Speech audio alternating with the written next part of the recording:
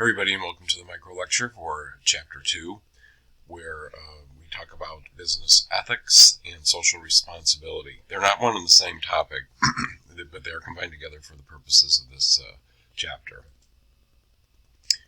So some of the learning objectives that you want to have are to explain how individuals develop their personal codes of ethics and why ethics are important in the workplace. You want to distinguish between social responsibility from ethics, identify organizational stakeholders, and characterize social consciousness today. You want to show how the concept of social responsibility applies to both environmental issues and to the firm's relationships with customers, employees, and investors. I would go so far as to say it really goes beyond that as well, but we'll talk about that.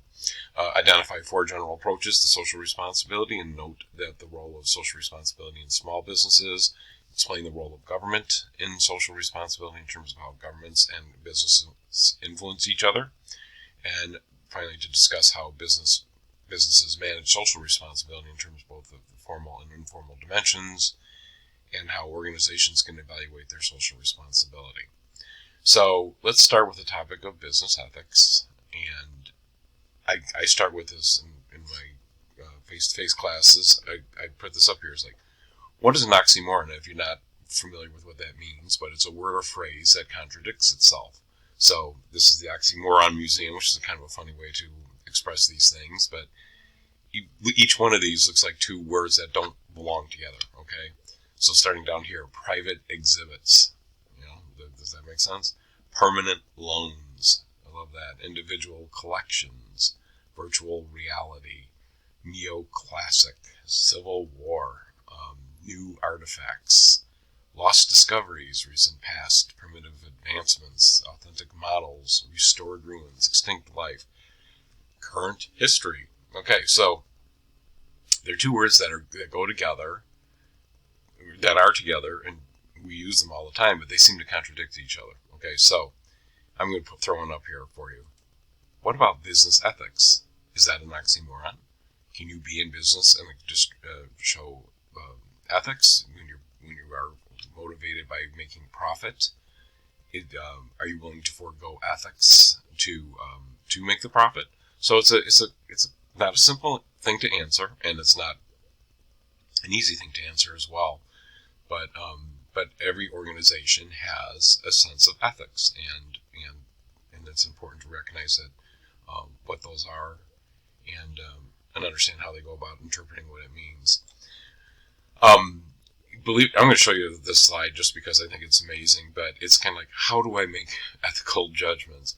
And there's a flow chart for it. Okay, so you would think there wouldn't be, but this is kind of an interesting thing, and this has to do with what a model for ethical judgment making is. Now, the reason why I'm showing you this is not so much as what goes into it, because it's kind of self-explanatory, what goes into the actual decision-making tree here, but What's interesting about it is it's the basis by which most companies have an overarching ethics policy within their organization. And they say, okay, this is how we make ethical judgments at our organization. And they kind of go through something very similar to this, and they'll put it in there. And this isn't a real example of one. This is from Wells Fargo's Code of Ethics document. And it's a pretty substantial document, but they also were, as companies go, they did one of the more egregious breaches of ethics to their customers, and amazingly enough, it made it for a long time and it was really a big issue. If you want to learn more about it, there's a great video out there that I posted under content. It's absolutely amazing, and it has an epic congressional hearing with Elizabeth Warren going after the then CEO of Wells Fargo. So it's kind of an interesting thing to see. On the topic of social responsibility, obviously organizations approach this in many different ways, but there's such a thing as called the stakeholder model of responsibility, and that is a business or an organization has a social responsibility to those outside their organization, including their suppliers, their customers, their local communities that they're part of, their investors, and their employees.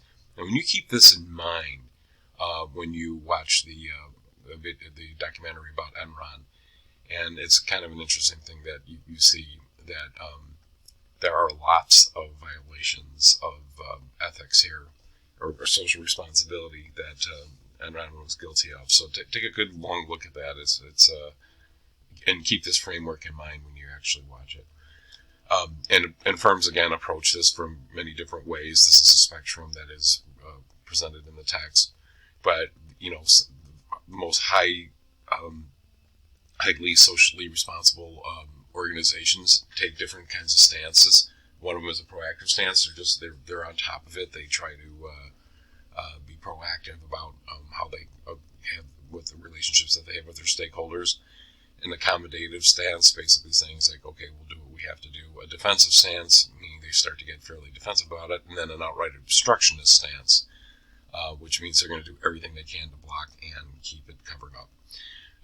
So they present this in a way that says, oh, firms are somewhere on this, and I say firms are somewhere on this based on the current situation that they're in.